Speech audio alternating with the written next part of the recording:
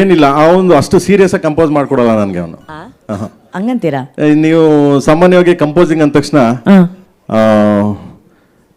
ಈಗ ಹಂಸಲೇಖ ಅವ್ರು ನೋಡಿದ್ದೀರಿ, ಇಸ್ ಲೆಜೆಂಡ್ರಿ.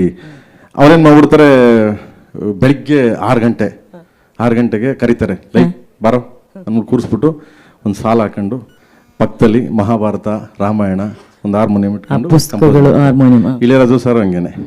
ನಂದು ಒಂದು ಹಂಗೆ ಆ ಥರದ್ದು ಯಾವುದೂ ಇಲ್ಲ. ಇವ್ನಿಗೆ ಎಲ್ಲಿ ಐಡಿಯಾ ಬರ್ತದೆ ಅಂದರೆ, ರೋಡಲ್ಲಿ ಹೋಗ್ಬೇಕಾದ್ರೆ, ಬಿರಿಯಾನಿ ಮಾಡಬೇಕಾದ್ರೆ, ಆಮೇಲೆ ಸಮಥಿಂಗ್ ನಾವು ಏನಾದರೂ ಕಿತ್ತಾಡ್ಬೇಕಾದ್ರೆ, ಈ ಥರ ಮಾತಾಡ್ಬೇಕಾದ್ರೆ, ಇಲ್ಲ ಅಂತಂದ್ರೆ ಬನ್ನಿ ಸರ್ ಎಲ್ಲ ಊಟಕ್ಕೆ ಹೋಗೋಣ ಅಂತ, ಆ ಥರದ ಜಾಗದಲ್ಲೇ ಐಡಿಯಾ ಬರೋದು. ಆ ಥರದಲ್ಲೇ ಹೇಳ್ತಾನೆ ನನಗೆ ಅವನು ಎಲ್ಲಾನು.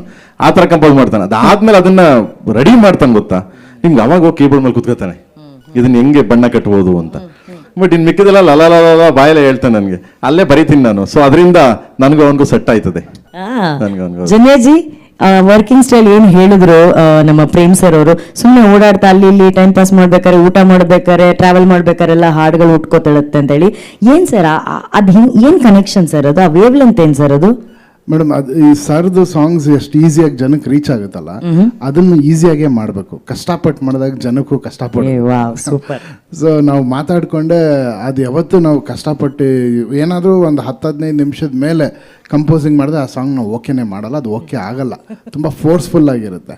ಯಾವಾಗ ತಮಾಷೆಯಾಗಿ ಈ ಹಾಡು ಆ್ಯಕ್ಚುಲಿ ನಮ್ಮ ಸ್ಟುಡಿಯೋ ಮೇಲೆ ಅಡುಗೆ ಮಾಡಿಕೊಂಡು ಒಂದು 2-3 ಸಾಂಗ್ ಈ ಫಿಲ್ಮ್ದು ಮೇನ್ ಹುಕ್ ಲೈನ್ಸ್ನ ಟಕ ಅಂತ ಬಂತದು. ಸರ್ ಲಿರಿಕ್ ಹೇಳಿದ್ರು, ಸರ್ ಸೂಪರ್ ಆಗಿದೆ, ಇದು ಹಿಂಗೆ ಹಾಡ್ಬೋದಲ್ಲ ಅಂತ ರೆಕಾರ್ಡ್ ಮಾಡ್ಕೊ ಅಂತಾರೆ. ಆಮೇಲೆ ತುಂಬ ಒಂದು ತಿಂಗಳು ಗ್ಯಾಪ್ ಆದಮೇಲೆ, ಸರ್ ಅವತ್ತೊಂದು ರೆಕಾರ್ಡ್ ಮಾಡಿದ್ವಿ ನೋಡಿ ಅಂತ ತೆಗೆದು ಕೇಳಿ, ಈ ಚೆನ್ನಾಗಿದೆ ಕಣ, ಇದಕ್ಕೆ ಪಲ್ಲವಿ ಅದೆಲ್ಲ ಮಾಡೋಣ ಅಂತ will sit and work on it. ಆಮೇಲೆ ಅರೇಂಜ್ಮೆಂಟು ಇದೆಲ್ಲ ಮಾಡೋಕ್ಕೆ ತುಂಬ ಟೈಮ್.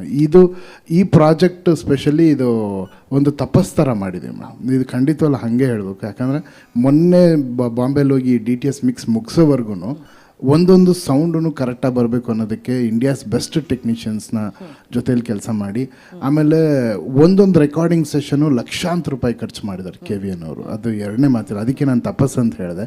ಯಾರೂ ಹಿಂದೆ ತಿರುಗಿ ನೋಡಲೇ ಇಲ್ಲ. ಈ ಹಾಡುಗಳು ಹಿಂಗೆ ಬರಬೇಕಂದ್ರೆ ಹಾಗೆ ಬರಬೇಕು. ಆಮೇಲೆ ಮೀಕಾ ಸಿಂಗ್ ಅವರು, they are all very costly, ತುಂಬ ಕಾಸ್ಟ್ಲಿ ಸಿಂಗರ್ಸು. ಎಲ್ಲ ಲ್ಯಾಂಗ್ವೇಜಲ್ಲೂ ಅವರನ್ನು ಹಾಡ್ಸೋದಾಗಲಿ, ಅದೆಲ್ಲ ಒಂದು ಲ್ಯಾಂಗ್ವೇಜಲ್ಲಿ ಹಾಡ್ಸೋದೇ ಭಾಳ ಕಷ್ಟ. ಬಟ್ KVN ಪ್ರೊಡಕ್ಷನ್ ಇದೆಯಲ್ಲ, ಅದಕ್ಕೆ ಹ್ಯಾಟ್ಸ್ ಆಫ್ ಅಂತ ಹೇಳಬೇಕು. ಆ್ಯಂಡ್ ಪ್ರೇಮ್ ಸರ್ ಪ್ಯಾಷನ್, ಅವರು ಕನ್ನಡದಲ್ಲಿ ಚೆನ್ನಾಗಿ ಮಾಡೋಣ, ಬೇರೆ ಲ್ಯಾಂಗ್ವೇಜಲ್ಲಿ ಸ್ವಲ್ಪ ಅಡ್ಜಸ್ಟ್ ಮಾಡೋಣ ಅನ್ನೋ ಮಾತು ಇಲ್ಲ ಮಗ. ಕನ್ನಡಕ್ಕೆ ಎಷ್ಟಿದೆ ಅದಕ್ಕಿಂತ ಡಬಲ್ ಬೇರೆ ಲ್ಯಾಂಗ್ವೇಜಲ್ಲಿ ನಾವು ಮಾಡಬೇಕು, ಅಲ್ಲಿ ನಮ್ಮ ಹಾಡು ನುಗ್ಗಬೇಕು ಅನ್ನೋದು ಅವರೊಂದು ಇದು. ಆ ಪ್ಯಾಷನ್ ಎಲ್ಲ ಸೇರಿ ಈ ಆಲ್ಬಮ್ ಆಗಿದೆ. ಇದೊಂದು ಡಿವೈನ್ ಪ್ರೋಸೆಸ್ ಕೇಳಿದ್ದು. ಇಟ್ ಇಸ್ ನಾಟ್ ಜಸ್ಟ್ ಒಂದು ಕಂಪೋಸಿಂಗ್, ಒಂದು ಸಿನಿಮಾ ಅಲ್ಲ, ಇದೊಂದು ಪೂಜೆ ಥರ ಮಾಡಿದ್ದೀವಿ ನಾವು. Thank you.